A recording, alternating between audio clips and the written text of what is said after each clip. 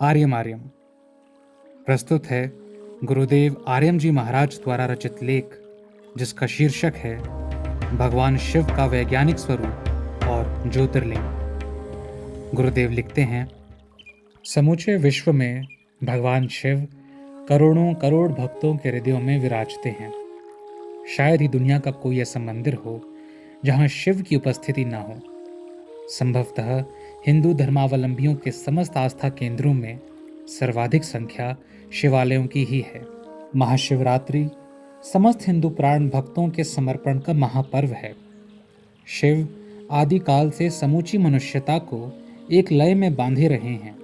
शिव अकेले ऐसे देव हैं जो मंदिर में भी विराजमान हैं और शमशान में भी, और किसी देव को ये दर्जा हासिल नहीं।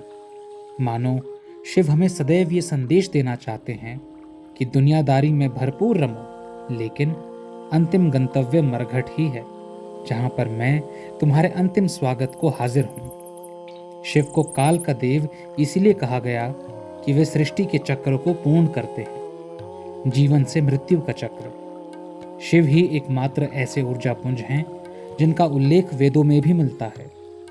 यथा नमः शंभवाय च मायो भवाय च नमः शंकराय च मयस्कराय च नमः शिवाय च शिवतराय च। यही नहीं, अथर्ववेद में शिव को सहस्त्र नेत्र वाला कहा गया है, जबकि यजुर्वेद और सबसे प्राचीनतम ऋग्वेद में शिव तत्व का विस्तार से वर्णन मिलता है। शिव अकेले ऐसे देव भी हैं जिनका ब्रह्म स्वरूप यानी लिंग और मूर्ति स्वरूप यानी प्रतिमा, दोनों स्वरूपों में पूजा का विधान है, अन्य किसी देव का नहीं। शिव सूत्र के अनुसार दुनिया के अनेक धर्मों का पूजन विधान शिव आराधना से ही अभिप्रेरित है। महर्षि दयानंद सरस्वती और उनके द्वारा स्थापित आर्य समाज में यूं तो मूर्ति पूजा का एकदम निषेध है, लेकिन ईश स्तुति के लिए स्वामी दयानंद ने भी कई स्थानों पर शिव पूजन के सर्वोच्च ग्रंथ रुद्राष्टाध्याय का सहारा लिया है। स्वामी जी की प्राण पुस्तक संस्कार विधि में स्वस्ति वाचनम और शांति प्रकरण के 13 मंत्र इसके प्रमाण हैं। हिंदू धर्म ग्रंथों में एक कथा आती है कि एक बार विष्णु और ब्रह्मा में इस बात को लेकर विवाद हुआ कि दोनों में कौन श्रेष्ठ है।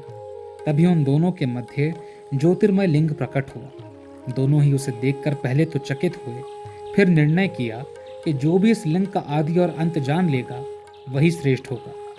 ब्रह्मा जी ने ऊपर की ओर तथा विष्णु ने नीचे की तरफ प्रस्थान किया। सहस्त्रों दिव्य वर्ष व्यतीत हो गए, लेकिन दोनों में से कोई भी उस ज्योतिर्मय लिंग के मूल व अंत का पता ना लगा सका।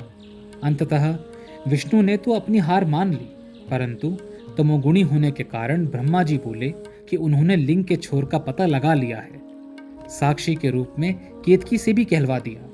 ठीक उसी समय आकाशवाणी हुई, ब्रह्मा और केतकी, तुम असत्यवादी हो।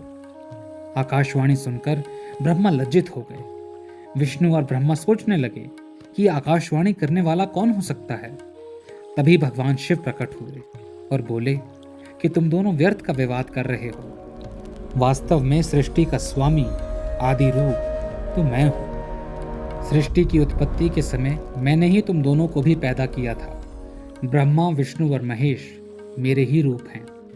ब्रह्मा के अस्तित्व और यथार्थ रूप का ज्ञान कराने के लिए ही मैंने उस ज्योतिर्मय लिंग की उत्पत्ति की थी, जिसका तुम पार ना पा सके।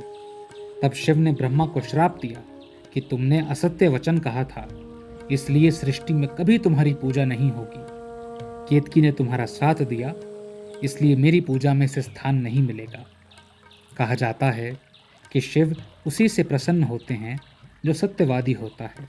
तभी तो कहा गया है, सत्यम शिवम सुंदरम, अर्थात जो सत्य है वही शिव है और जो शिव है वही सुंदरतम है। हमारा मंत्र होना चाहिए, अस्तो मां शिव गम्या। स्कंद पुराण में ज्योतिर्लिंग का महत्व प्रतिपादित करते हुए वर्णन आता है कि आकाश ही लिंग रूप है और पृथ्वी उसकी पीठिका आधार है। प्रलय काल में सृष्टि, देवता आदि इसी लिंग में समाविष्ट हो जाते हैं। समस्त देवताओं का प्रादुर्भाव भी ज्योतिर्लिंग से ही माना गया है।